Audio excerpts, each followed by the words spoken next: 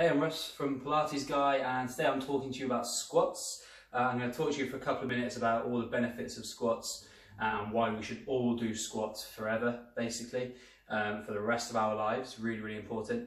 And then we're going to take you through a little sequence of probably about 10 minutes that you can follow along to.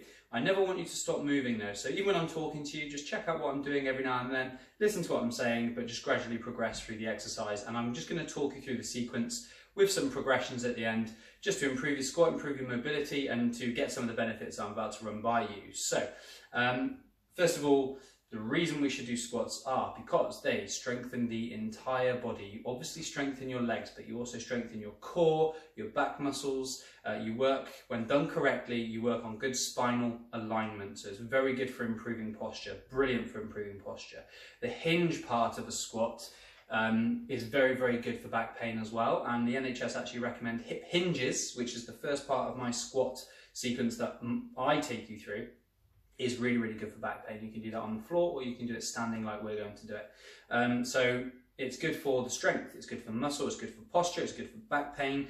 It's also good for mobility because the more we work on those squats, the better range we get, the more ankle, hip and knee mobility we build as well. The other thing a lot of people don't know about squats is it's very good for increasing bone density. So it's going to make your bones strong. Now resistance training generally, weightlifting generally makes your bones stronger and is recommended to people with osteoporosis. Studies were done which basically showed that, you know, lifting or at least doing resistance training, body weight is okay, but obviously applying weight compounds those movements. It accentuates the benefits we'll get from doing those exercises. So if you can add a little bit of weight, it doesn't have to be much, but you're going to get more benefits as we add weight, provided injuries and whatever else allow. So squats we should do forever, especially as we get older as well, but certainly when we're younger to avoid problems in the future. So I'm going to take you through my Pilates-based squat routine. If you're one of my clients watching this, you will have done this with me several times. This will give you a chance to work through it and maybe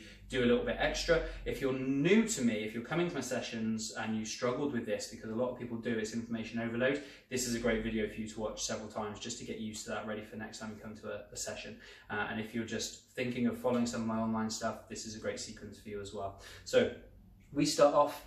It's a good idea for you to watch my Pilates setup video because that gives you the basics and the foundation of what you need, the principles about good alignment through the body and core engagement. So I recommend, if you don't know about what I'm talking about when I'm talking about pelvic engagement, abdominal engagement, core engagement, I want you to watch that video before you come back to this to make sure you are engaging your core properly. If you engage your core when you squat, especially with weight, you're going to protect your back and be able to lift heavier or be stronger generally, whether you're lifting weights or not. So my squats. Pilates squats. We want the feet hip distance apart roughly, a little bit wider if you need to. Natural turnout with the feet if you have one, I do, but you don't have to do that if you don't want to. Now we'll start off nice soft knees. I just want you to stand really tall. And we're going to take our fingertips to the front of our thighs, okay? You're standing tall, don't let your shoulders round, keep your shoulders back and down, think good posture. And all I want you to do is push your bum back. So push your butt towards the wall behind you as you run your fingers down towards your knees, just to the top of the knee. And then I want you to come back up nice and tall. I want you to breathe out as you come over. I want you to breathe in as you come back up tall. I want you to breathe out as you push your bum back. Weight in your heels so you can move your toes, wiggle your toes. Don't look at my feet. And then we're coming back up nice and tall. I don't want you to peel over, I don't want you rounding. I want you to think good posture. So you want this nice line through the spine, from the crown of the head to the tailbone, 45 degrees. Just come until the fingertips touch the top of the knees. Don't bend the arms to go further. Just keep this nice line through the spine. It's all about that. And then we come back up tall. This is a hip hinge.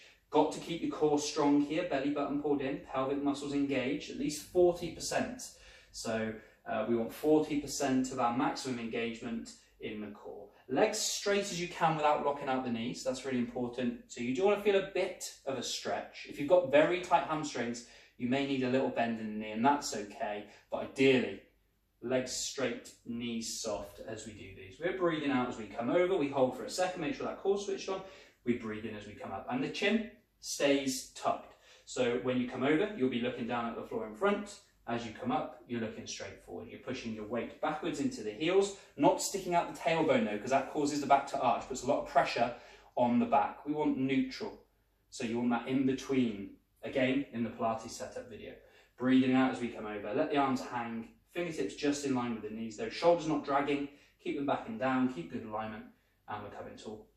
The reason we do this is mainly because we want to build good movement pattern into our squats. And we squat all day long when we sit down in the car, sit down at a desk, sit down out for lunch or a coffee, for those of us that get a chance to do that, sit down on the sofa.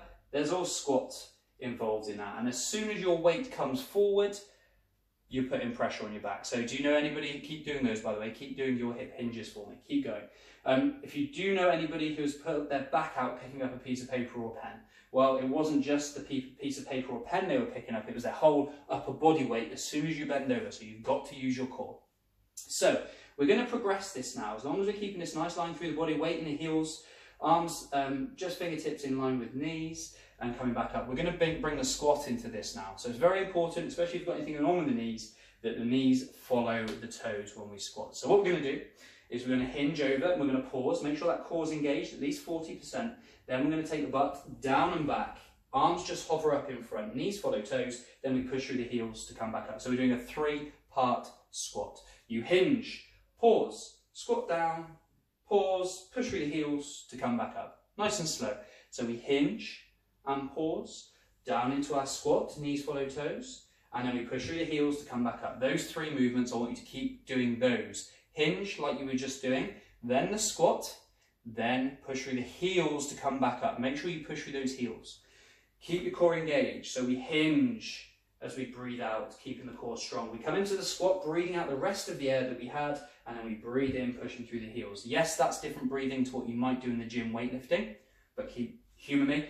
Breathe that way. It helps us lengthen the body, and it engages the diaphragm, which is also part of our core and stabilises the spine. So we hinge, squat, push through the heels to come back up. Nice and tall, finishing each movement in our good setup before we work down again. Now, if you've got any injuries, you might not want to go too low into that squat. You might just have a little bend of the knees, not going too deep. That's absolutely fine, especially if you've got injuries, conditions, or if you're a little bit older and not done something like this before, or not done something like this before and be a bit younger.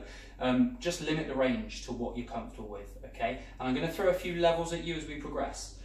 So you only go as far as you want to. So we're hinging over, and then we're squatting down, and then we're pushing through the heels to come back up. If you're really mobile, I don't want you to go too deep into these squats, okay? So when you do come into the squat, don't be tempted to come all the way down here, because even if you keep the chest up, it will change the position of your spine a bit. So I only really want you to come to about parallel to the floor at the very most before you push through the heels to come back up.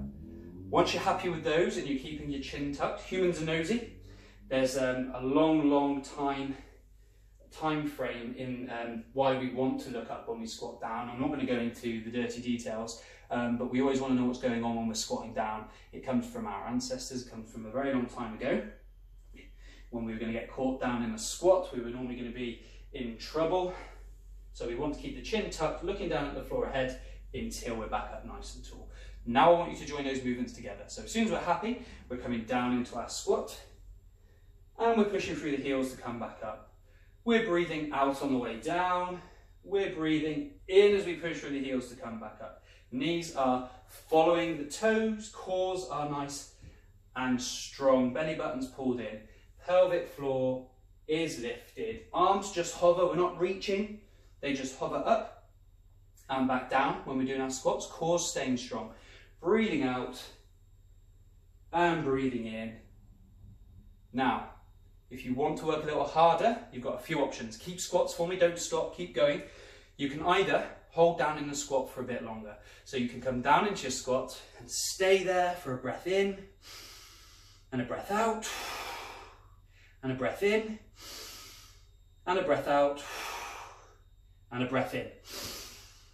And repeat. So you're staying down there for a bit longer. If that's too long, just do one breath and then come back up. Just that little hold, isometric hold, helps us strengthen a little bit more, working on that stability. We've got a couple of options though. For the next couple of minutes, I'm going to give you a couple of options to make your squats a bit more interesting, help improve your mobility, spinal stability, posture, pretty much everything we talked about before. So the next option is, if you want to make it a little harder than a hold, to come down into your squat and hold here, then lift the heel, just the leg moves, nothing else, and take it down, and lift the other heel and take it down, and then come back up out of the squat. You could do that twice each side if you wanted to.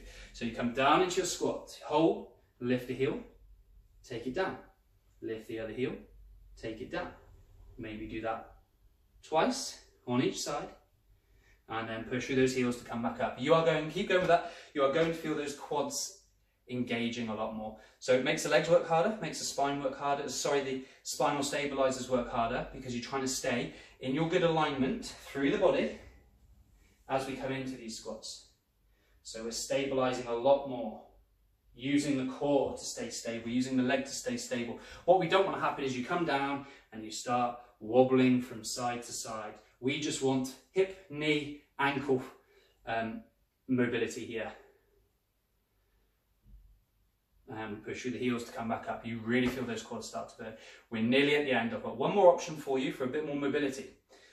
You've got to keep a strong core. You've got to think good alignment through the body. That's really, really important. Next option, we're going to come down into our squat and we're going to hold. We're going to take the weight into the front of the feet and we're going to lift the heels off the floor. Then we're going to drop our bum down as low as we can, trying to keep this nice line through the neck and the rest of the spine. Then we're going to take the heels back, push through the heels to come back up. And then we come down to our squat, transfer the weight forwards, lift the heels, but don't change your body position. Try and drop your bum down a bit more. Then take the heels back down. You probably find your bum comes up a bit. Push through the heels to come back up. Again, quads burning. Keep stable, keep good alignment through the body. We're coming down, weight transfers, heels lift, but nothing is changing. We're keeping that nice alignment through the body. We drop the bum down a bit, and then heels down, push through the heels to come back up. If you keep seeing me looking away, don't do that. Keep your neck in line with the rest of the spine. So we do about 10 minutes of this, which means that you can just do 2 more reps for me, really nice and controlled, really strong through the core, and then you can just stop. So we do about 10 minutes, that little routine. You work through that just as from when I started you off with the hip hinge until now, and you'll really benefit from mobility. Your squats will improve, back pain will improve, hopefully. Anyway, depending if you've got any serious conditions, mobility will improve. And the whole purpose of the hip hinge at the beginning is to build that movement into our squat. So when we squat, we do hinge at the hip rather than this happening. And you see people at the gym like this, lifting weights with a really round back. It's awful, so bad for us. And in Pilates as well. So it helps us to realign that posture. So that is my take on Pilates squats, and you might not have ever thought that squats would be part of Pilates, but it certainly happens in the majority of my classes. We'll do some form of squats. I really hope you found that beneficial. Please feel free to get in touch if you've got any questions or anything like that. Thank you very much for watching the video, and hopefully speak to you again soon.